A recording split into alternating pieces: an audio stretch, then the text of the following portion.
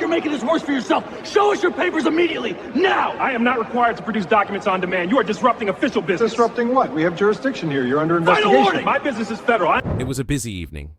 Travelers lined up, luggage rolled across polished floors, announcements echoed overhead. Among the crowd was a black man, dressed in a tailored suit, carrying a briefcase. His stride was calm, his presence deliberate. He moved with the quiet confidence of someone who belonged, but to a group of ICE agents, that confidence was invisible. All they saw was suspicion. The agents watched him closely, whispering among themselves. One stepped forward, blocking his path. "Sir, we need to ask you some questions," he said sharply. His tone wasn't courteous, it was commanding, suspicious, dripping with assumption. The man paused, surprised but composed. "What's the issue?" he asked evenly. But the agent's eyes narrowed, scanning him up and down as though searching for a reason to detain him. "You're traveling alone, carrying a briefcase, moving quickly," the agent said. "That looks suspicious to us. Where are you going? What's in the case?" His words weren't inquiries. They were accusations, delivered with the weight of authority. The man remained steady. "I'm on official business," he replied calmly. But the agent pressed harder. "Official business?" the agent scoffed. "We've seen people like you before. Fraud, smuggling, false documents. You don't look like someone who belongs in this terminal. Show us your papers. Show us proof." His voice carried across the checkpoint, loud enough for other travelers to hear. Some slowed their steps, glancing at the confrontation. Others looked away quickly, unwilling to intervene. The tension thickened. The man handed over his passport without hesitation. The agent flipped through it, frowning, unconvinced. "This doesn't explain why you're here," he said. "You're acting suspicious. You're not dressed like a tourist. You don't look like the clientele we usually see. Tell me the truth. Are you hiding something?" The man's calm never wavered. He let the agent's words pile up, each one exposing the bias beneath the badge. He didn't rush to explain. He didn't scramble to justify. He simply waited, letting silence speak louder than protest. But the agent mistook silence for weakness. He pressed harder. "Step aside," the agent ordered. "We're going to search your belongings. If you resist, we'll detain you. You've got 30 seconds to cooperate." His hand hovered near his cuffs, his posture rigid, his tone commanding. The man obeyed calmly, setting down his briefcase, standing tall, his presence dignified. The agents circled him, scanning, probing, questioning. "You don't look like the kind of man who travels on official business," one sneered. "Tell us the truth. Who are you really?" Travelers nearby whispered, some recording on their phones, others shaking their heads. The confrontation was no longer private. It was public, documented, undeniable. The agent's suspicion was on display, their arrogance exposed. "You're making a mistake," the man said quietly. His words were measured, deliberate, but the agent laughed bitterly. "A mistake? No. We're doing our job. Protecting this country from people who don't belong. You think you can just walk past us with that case? Not tonight." His tone dripped with disbelief, as though the very idea of a black man traveling with authority was absurd. The tension thickened further. The agents demanded explanations again, their voices sharp, their stance aggressive. They accused the man of lying, of hiding something, of being suspicious. They spoke as though their assumptions were facts, as though their prejudice was law. The man remained steady. He knew something they did not. He let them dig deeper into their own arrogance, piling on accusations, ignoring rights, trampling dignity. Finally, the agent's voice rose to a threat. "If you don't tell us the truth, we'll detain you. Immigration violation, fraud, whatever charge fits. You've got 30 seconds to explain yourself." His hand hovered near his cuffs, his eyes locked on the man, daring him to resist. But the man did not resist. He did not flinch. He simply looked at the agents, calm and unshaken, and said, "I am a senior federal investigator." The words landed like thunder. For a moment, Silence swallowed the terminal. The agents blinked, stunned, their mouths opening but no words emerging. Travelers gasped. Phones captured the moment. The man they had targeted, the man they had accused, the man they had threatened, was not a suspect. He was a federal investigator, a man whose daily work was to oversee the very agencies now abusing their authority. The agents' faces drained of color. Their arrogance collapsed into panic. They tried to recover, tried to soften their tone, tried to backtrack. We didn't know. We thought we were just doing our job. But the excuses sounded hollow, desperate, transparent. The damage was done. The humiliation was complete. The man's calm expression never changed. "Your job is to protect," he said. "Not to profile, not to harass, not to deny dignity. Tonight, you forgot that."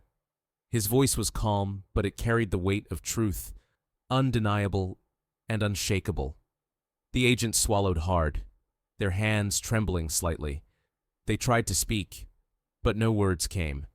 They had been caught, not by force, not by resistance, but by reality, and reality was unforgiving. The words struck like a gavel. "I am a senior federal investigator." Silence swallowed the terminal. The ICE agents froze, their confidence shattered, their authority drained.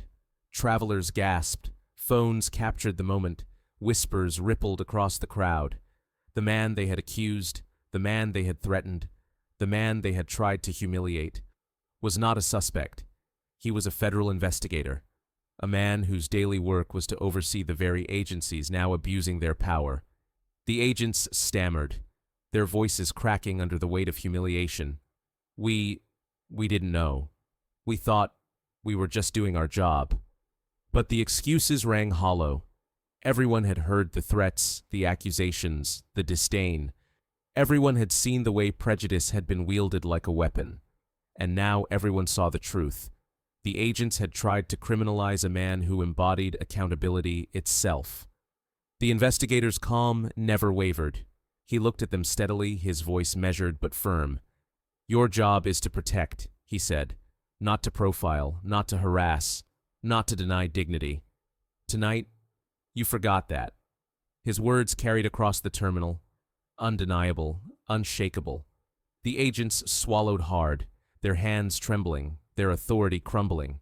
The investigator did not shout, did not retaliate, did not escalate. He simply picked up his briefcase, walked past the agents, and continued toward his gate. But the story did not end at the checkpoint. It was only beginning, because accountability could not stop with humiliation. It had to continue with justice.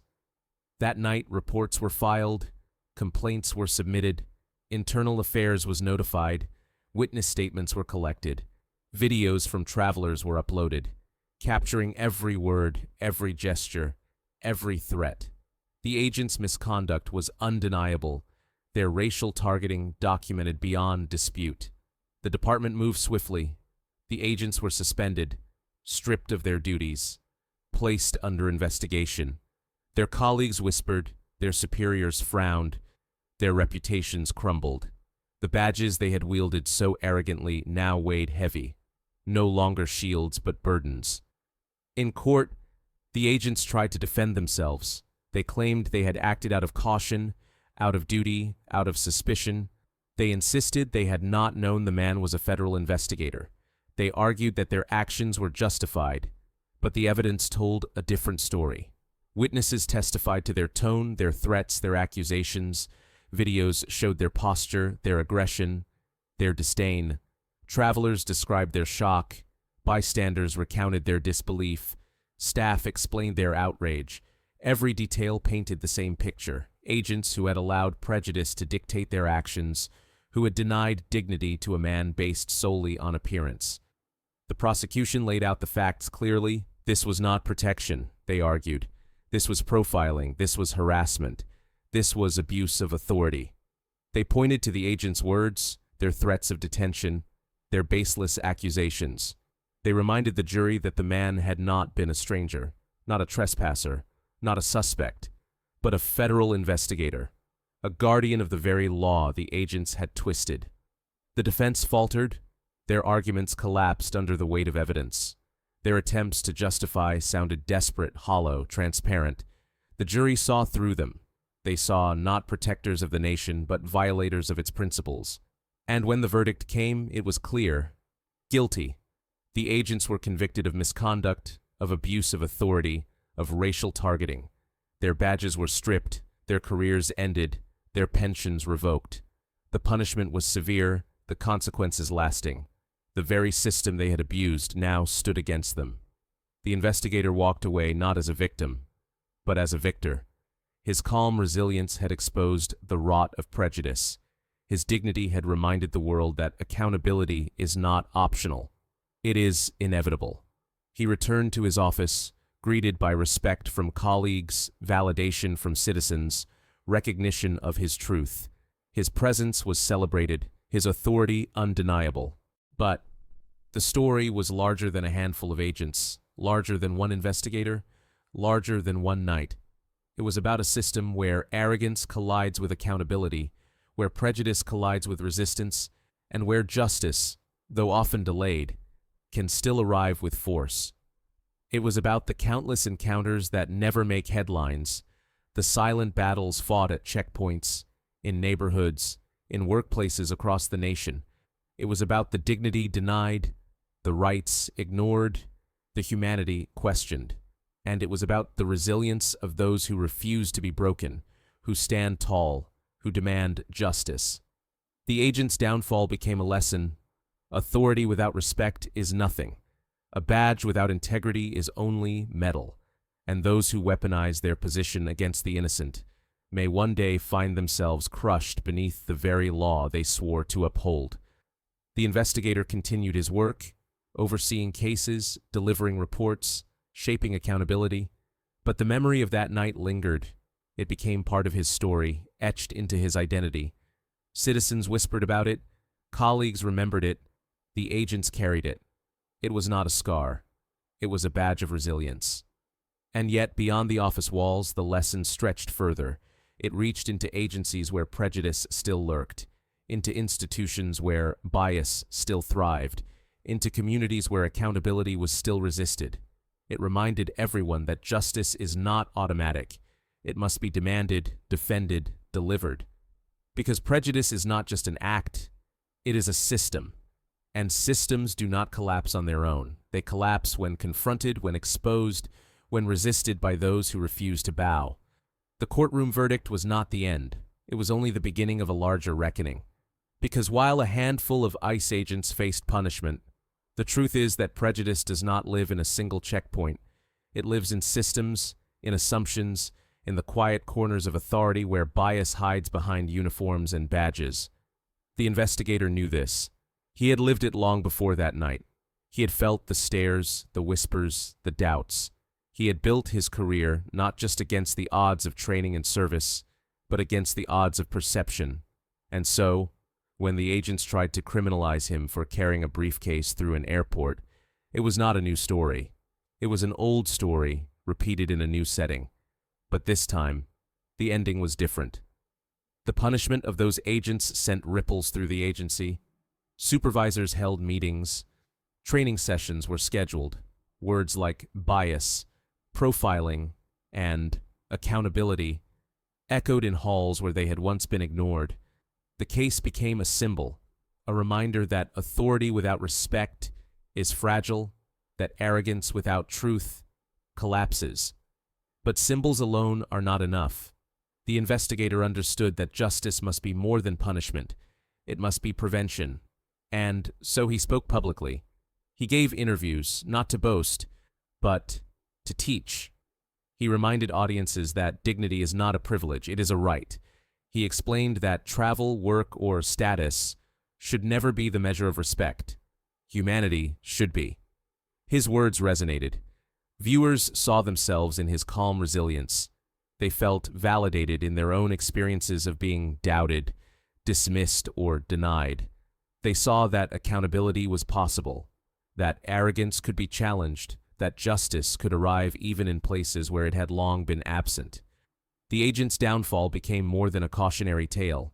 It became a morality play, a courtroom drama that exposed the fragility of prejudice. It showed that systems can fail, but individuals can resist. It showed that arrogance can rise, but dignity can stand taller. And it showed that justice, though often delayed, can still arrive with force. Inside the investigator's office, life returned to normal. Reports were filed, cases reviewed, accountability shaped. But the memory of that night lingered. It became part of his story, etched into his identity. Citizens whispered about it. Colleagues remembered it. The agents carried it. It was not a scar. It was a badge of resilience. And yet, beyond the office walls, the lesson stretched further. It reached into agencies where prejudice still lurked, into institutions where bias still thrived, into communities where accountability was still resisted. It reminded everyone that justice is not automatic. It must be demanded, defended, delivered. Because prejudice is not just an act, it is a system. And systems do not collapse on their own. They collapse when confronted, when exposed, when resisted by those who refuse to bow. The agent's punishment was severe: termination, loss of pension, a criminal record, but the true punishment was deeper. It was the collapse of arrogance. It was the realization that authority without integrity is powerless. It was the humiliation of being remembered not as protectors but as violators. And for the investigator, the victory was not in the courtroom alone. It was in the validation of his dignity. It was in the respect of his colleagues, the recognition of his truth, the reminder that resilience can turn prejudice into accountability, that calm can turn arrogance into collapse. This story is not just about a handful of agents, one investigator, or one airport. It is about all of us. It is about the moments when prejudice tries to block the path, when arrogance tries to rewrite reality, when authority tries to deny dignity. It is about the choice to stand tall, to resist, to demand justice. Because justice does not care about the color of your skin, it cares about the truth. And the truth, on that night at that checkpoint, was undeniable. So, let this story be remembered. Let it be told not as a tale of humiliation, but as a lesson of accountability. Let it remind us that authority must be earned, that dignity must be respected, that justice must be delivered. And let it remind us that when prejudice rises, resilience can rise higher. In the end, the agents lost everything they thought gave them power, and the investigator gained something far greater: the validation of his humanity, the triumph of his dignity, the proof that justice can prevail. That is the story, that is the lesson, that is the truth.